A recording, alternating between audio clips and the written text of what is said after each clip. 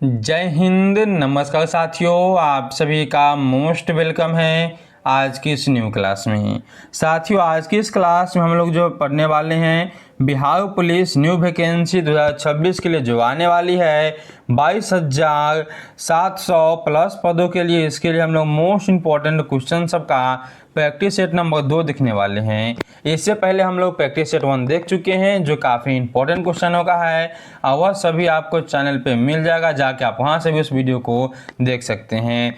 तो चलिए दोस्तों, हम लोग करते हैं क्लास को स्टार्ट। आज के आपको जिस भी प्रश्न का आंसर पता होगा आप उसका आंसर हमें कमेंट बॉक्स में दीजिएगा और क्लास कैसा लगेगा यह भी आप लोग हमें कमेंट बॉक्स में कमेंट कीजिएगा। चलिए, पहला प्रश्न आप सभी का है कि भारतीय संविधान में मौलिक अधिकार का वर्णन किस भाग में किया गया है। यह किए गए आपके भाग नंबर 3 में। तो आप लोग यहाँ पे जो ऑप्शन नंबर सी है इसे आप लोग सही कीजिएगा। सी ऑप्शन आपका बिल्कुल ही सही हो जाएगा। क्वेश्चन नंबर 2 आप सभी का है कि भारत में पंचायती राज्य व्यवस्था को संवैधानिक दर्जा किस संशोधन द्वारा मिला।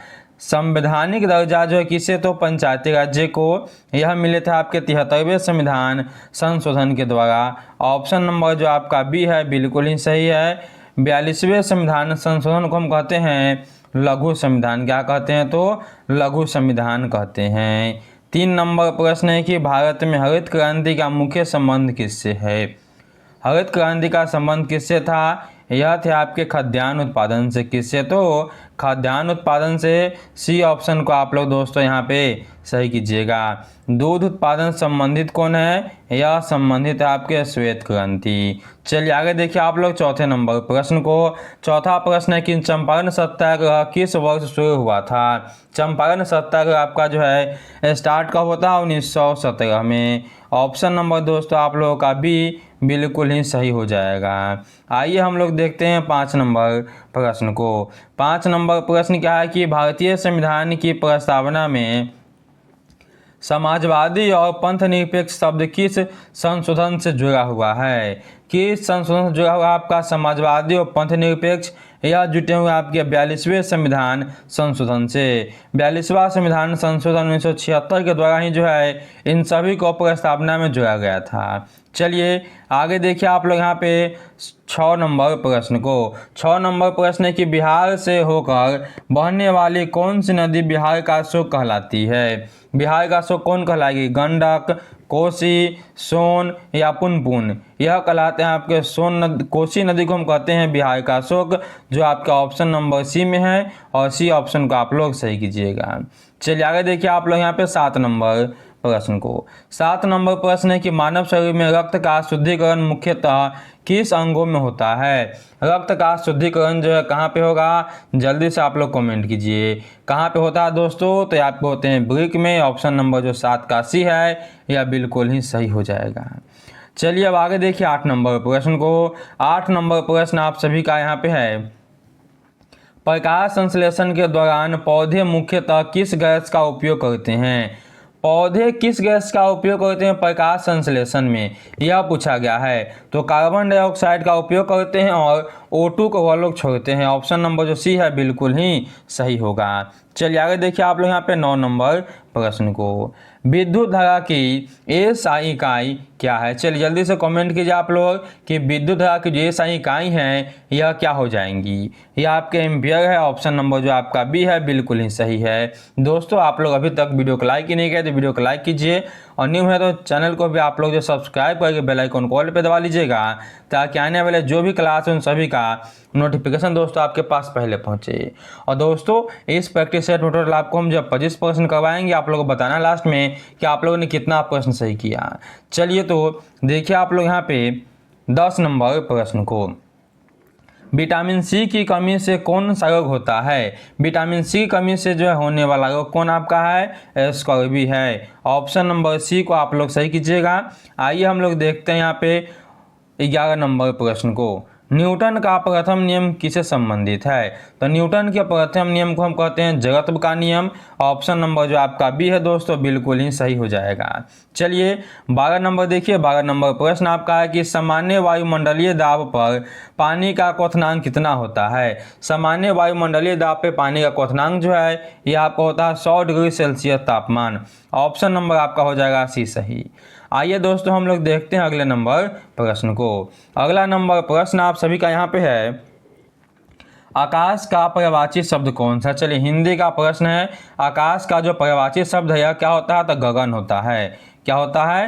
गगन। ऑप्शन नंबर आप लोगों का बी बिल्कुल ही सही है। अगला आपका 14 नंबर प्रश्न है कि आंखों का तारा मुहावरे का सही अर्थ क्या है? आंखों का तारा जो मुहावरा है इसका सही अर्थ जो है यह क्या होगा? ये आपके होते हैं क्या? बहुत प्रिय होना। ऑप्शन नंबर दोस्तों आप लोगों का बी बिल्कुल ही सही होगा। अगला नंबर देखिए 15 नंबर प्रश्न को, जो कभी न मरे के लिए एक शब्द क्या है? जो कभी नहीं मरता उसे हम कहते हैं अमर। क्या कहते हैं? अमर कहते हैं। ऑप्शन नहीं हो जाएगा आप लोगों का बिल्कुल ही सही। अगला प्रश्न देखिए आप लोग 16 नंबर प्रश्न को। 16 नंबर प्रश्न क्या आपसे भी क्या कि विद्यालय शब्द में कौन सी संधि है? विद्या प्लस आलय। क्या हो जाएगा? विद्या प्लस आलय। इसमें आपका दीर्घ संधि है। ऑप्शन नंबर जो डी है बिल्कुल ही सही होगा। आगे देखिए आप लोग यहाँ पे 17 नंबर प्रश्न को, राम ने आम खाया वाक्य में राम कौन सा कारक है? राम ने आम खाया, क्या राम ने आम खाया, इसमें क्या आपका हो जाएगा? कर्ता। चलिए ऑप्शन नंबर आपका सी सही हो गया। आगे देखिए आप लोग 18 नंबर प्रश्न को। 18 नंबर प्रश्न है कि सुंदर शब्द का विलोम क्या है? मधुर है, कुरूप है, सरल है या कोमल है? तो सुंदर शब्द का विलोम आपका होता है क्या? कुरूप। ऑप्शन नंबर आपका बी बिल्कुल ही सही होगा।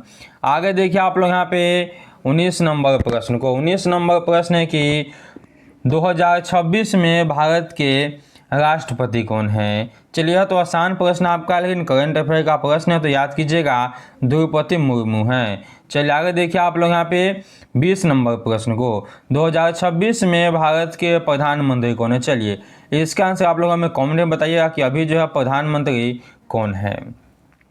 अगला नंबर प्रश्न देखिए आप लोग यहाँ पे 21 नंबर प्रश्न को, 2026 फीफा विश्व कप में मेजबानी किन देशों द्वारा संयुक्त रूप से की जा रही है?